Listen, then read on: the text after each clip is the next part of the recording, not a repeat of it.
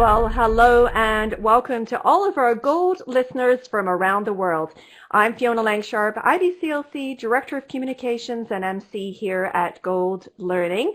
And today I am absolutely delighted to introduce to you Dr. Neel Shah. He's going to be with us as part of our Gold Obstetrics Gynecology Online Conference 2019 opening keynote, no less, which if you're familiar with, you'll know at our Gold conferences that Dr. Shah is going to have a free presentation, which means that all of you listening in right now will be able to come in and join in listening to his presentation.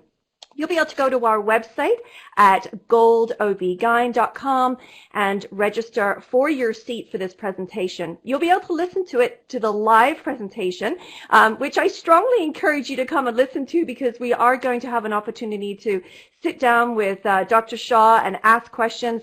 And of course, you can't make it on the day, which there will be 2 live presentations. If you can't make it for those time slots, then of course you'll be able to listen to the recorded version as well.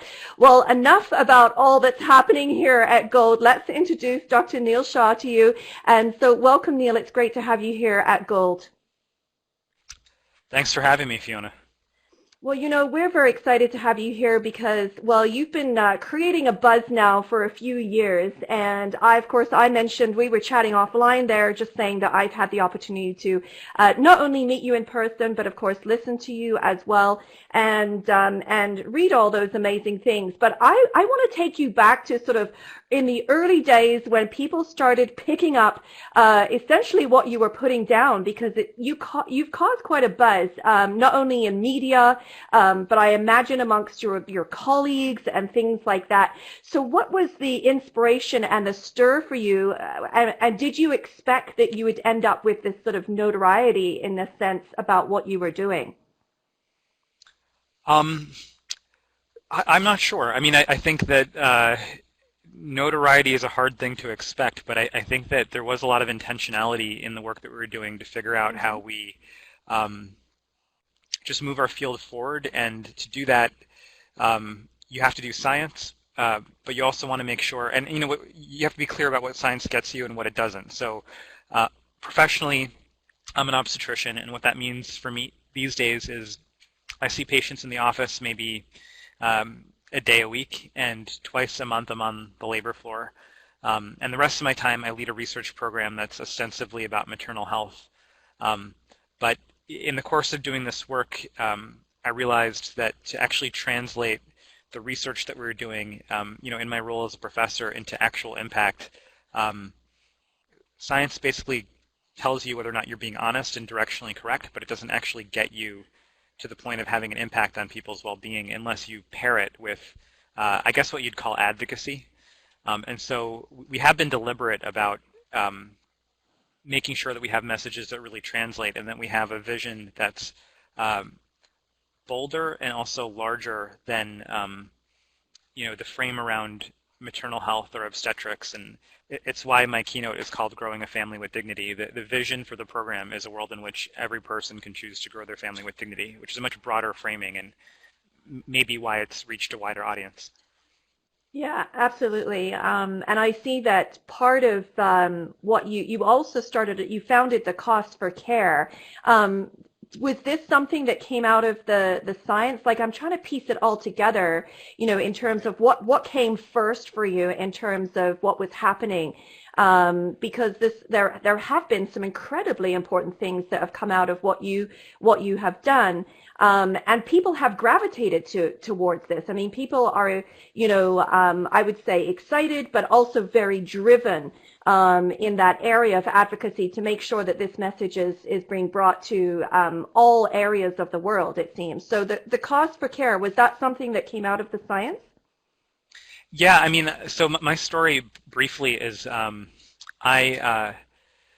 know, I signed up for medical school at a relatively young age, and basically committed to becoming a doctor before I had a really good idea of what that meant beyond TV.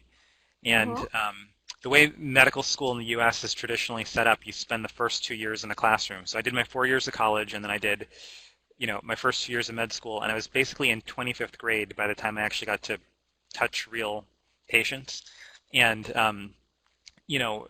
a veil gets lifted for every clinician, whether you're a nurse, a midwife, an obstetrician, a childbirth educator. I think where you have this ideal idea of what serving in that way looks like, and then you meet the reality where, you know, on one hand, modern medicine has a lot of really inspiring capabilities that are like TV, and then on the other hand, we have a lot of fallibilities in healthcare as well that are really disillusioning.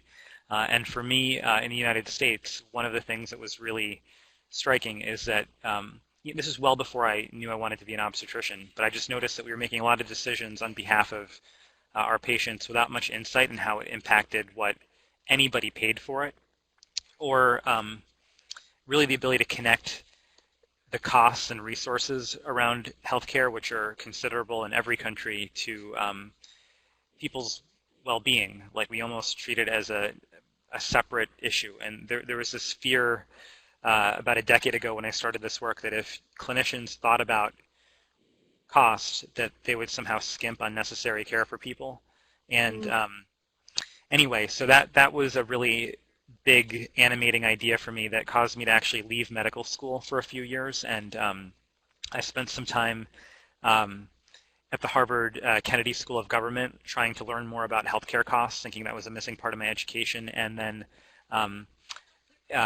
through good fortune, I guess, there was a senator from Illinois who was running for president and was a long shot candidate because he didn't have very much experience in government yet. But I was really inspired by him, and I signed up early, and then he became the president. So I had an opportunity to help in sort of the early thinking in the Obama administration about the Affordable Care Act, and got a really broad view of the healthcare system and ways that people like me could try to contribute to making it better.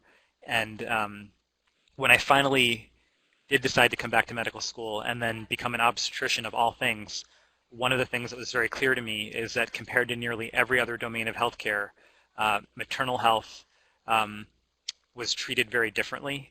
I saw a way of bridging a lot of what I'd learned in thinking about healthcare economics and thinking about the healthcare system more broadly, thinking about politics. I learned a lot of things I was able to bring back to my field. Wow, that's amazing. And that's a great story. I haven't heard that before, that little caption there, in part of you leaving school and meeting up with our, incoming president. So that's very, very cool. And the fact that you made it back to school and now, continuing on with your work has, I think has been worthwhile for you. I think it's probably turned out okay, right? Oh yeah, absolutely. I mean,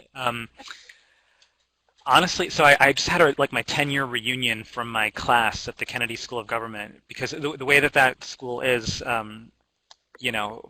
it's in Cambridge, Massachusetts, so it's very liberal. And so when there's a Republican in the president's office, there's a lot of professors that don't have a job and are teaching at the Kennedy School. And so that was when I was there, was when President Bush was there. And then when President Obama got elected, a lot of the professors went into the administration, and a lot of my classmates followed.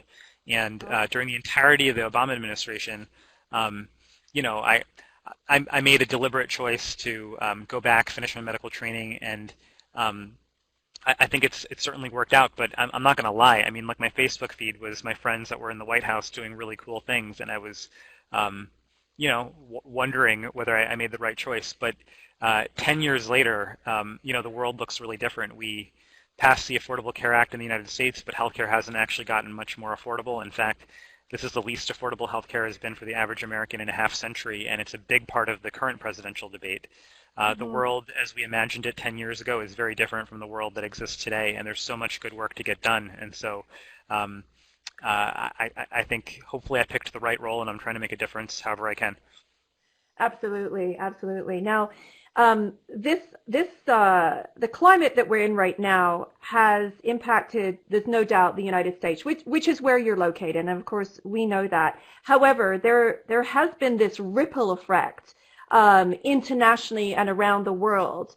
as we look at the standards of care and who has affordable care. So how have you been impacted? Because I know that you have many colleagues and friends around the world. How has this changed some of the things that the conversations that you're having, and perhaps some of the learning that has happened for you too, in terms of care, different practices, everything from obstetrics to midwifery. What's this really done for you in your growth as well? That's a good question. I mean, I guess what I would say is that the United States is definitely a quirky place when it comes to our healthcare system, and it has strengths and it has a lot of limitations. But one thing that's universal in every part of the world, um, first of all, childbirth is the most commonly utilized healthcare service globally by far. It's one of life's only two certainties, is that you're born, there's a beginning, and then there's an end. That's right. And the professions that support childbirth are also the oldest in healthcare delivery. They've been along the longest, which means that there's some cumulative wisdom and there's a lot of historical baggage.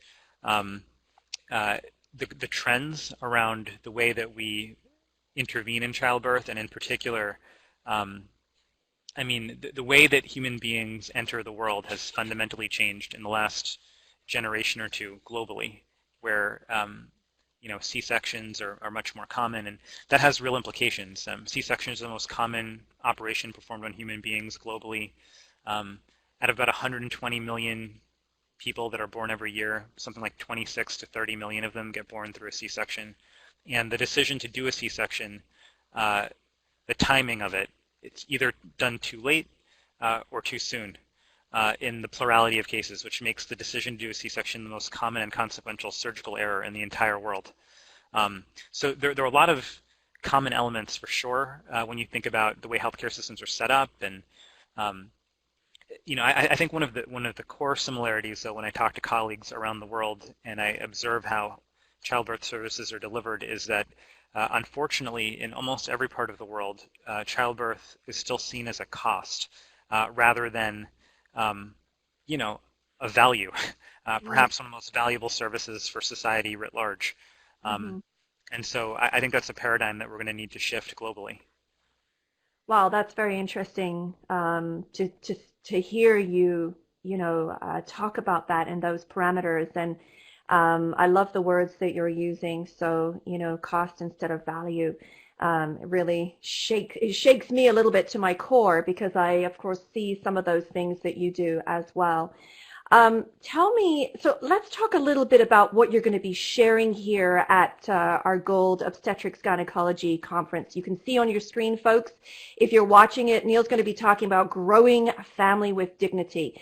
So tell us a little bit about what you're hoping to share with us on our live opening keynote day.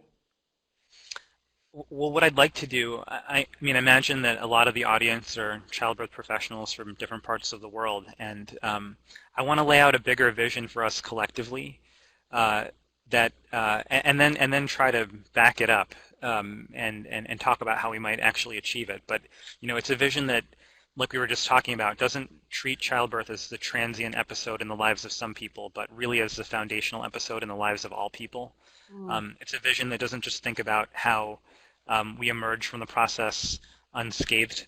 You know, so much about improving childbirth is so narrowly focused on safety, but mhm, it's not just about keeping us safe within the four walls of hospitals. It's equally about making sure that people are supported, not only in the healthcare system, but in the communities where they live their lives. And it's a vision that is not just about the present, it's about the future, and it's about the pact that every current generation ought to have with the next one to leave things at least as well as they found it, and just recognizing that in the United States and in many other parts of the world, we're not doing that. We're not delivering on that promise. In fact, in the mm, U.S., an American today is 50% more likely to die in childbirth than her own mother was. And mm, that from the last generation to the current one, there are many ways in which childbirth is becoming more dangerous, more socially isolating, more economically disempowering for people. And that we need to really see this as an existential issue that deserves that level of attention. Excellent. Well, thank you for sharing that. I can certainly see why you have embraced that title, Growing a Family with Dignity. So we'll look forward to hearing more about that coming up really soon here. November 4th, folks. So make sure you're registering right now. I know you're going to appreciate this presentation so much. For those of who are in the birth world and connected, this is going to be a very important talk. Well, rounding out chatting with you, Neel, I would love for you just to share, how's family life going for you these days? Because I know that you're also growing a family. Tell us a little bit how things are going for you at home. Oh, they're great. I mean, great in the sense, I think there's a podcast called The Longest Shortest Time, you know? So I think there's something about having young children that really warps your sense of time in the sense that on the day-to-day basis, I mean, it's hard, right? It's hard.